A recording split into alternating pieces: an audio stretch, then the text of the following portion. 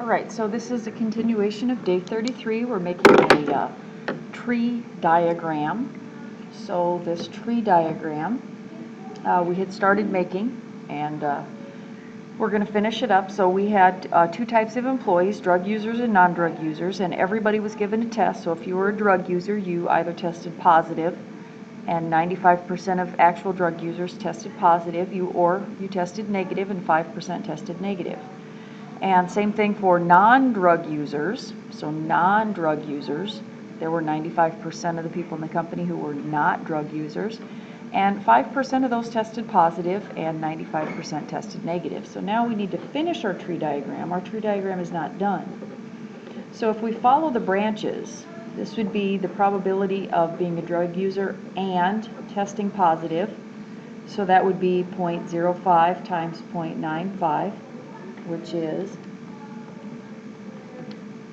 0.0475. And then this branch, if I start here and follow it, this would be the probability of being a drug user and testing negative, which would be 0.05 times 0.05, and that is 0.0025. So down here, follow this branch, the probability of not being a drug user and testing positive would be 0.95 times 0.05, which would be 0.0475. And the probability that you are not a drug user and you test negative, is equal to 0.95 times 0.95,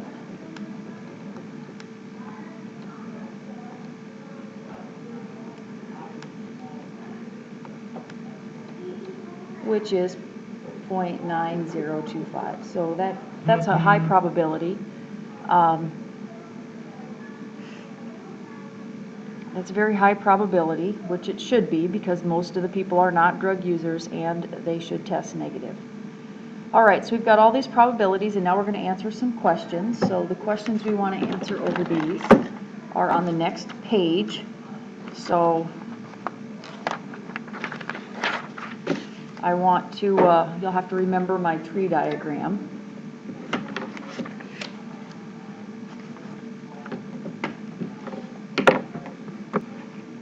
Okay, or I can just keep my tree diagram right up here.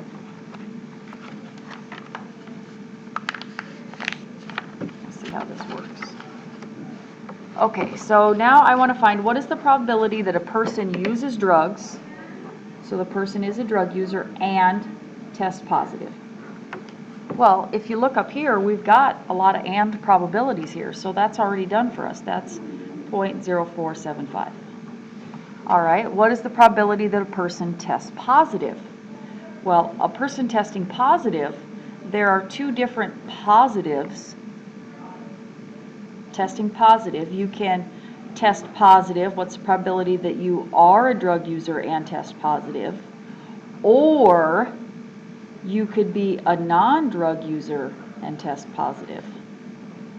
So that would be the probability of being a drug user and testing positive, which we just found up here, 0.0475, or is plus the probability of not being a drug user. Okay, so not being a drug user is down here, and testing positive, being a drug user and testing positive, this probability is 0.0475.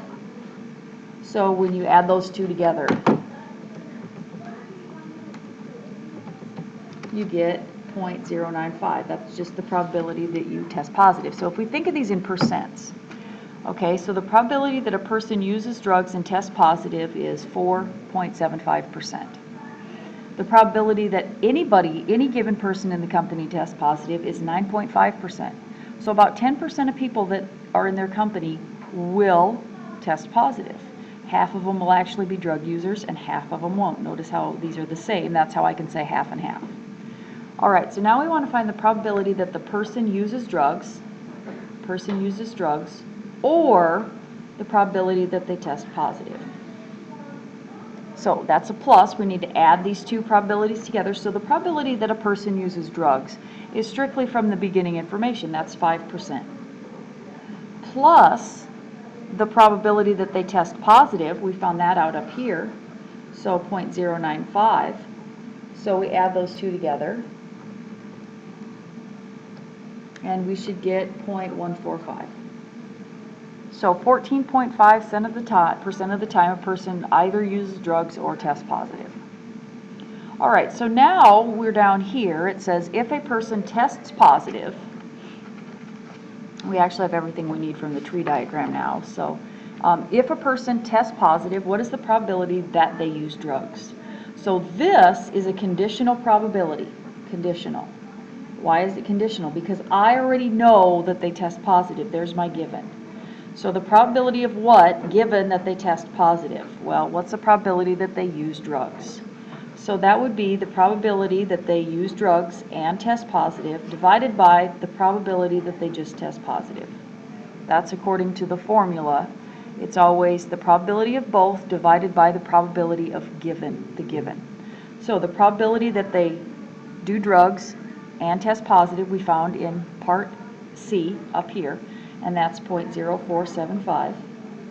And the probability that they test positive we found, the probability that they test positive was in part D, so that's 0.095.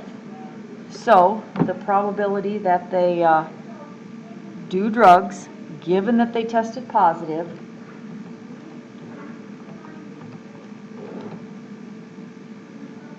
is equal to 0.50.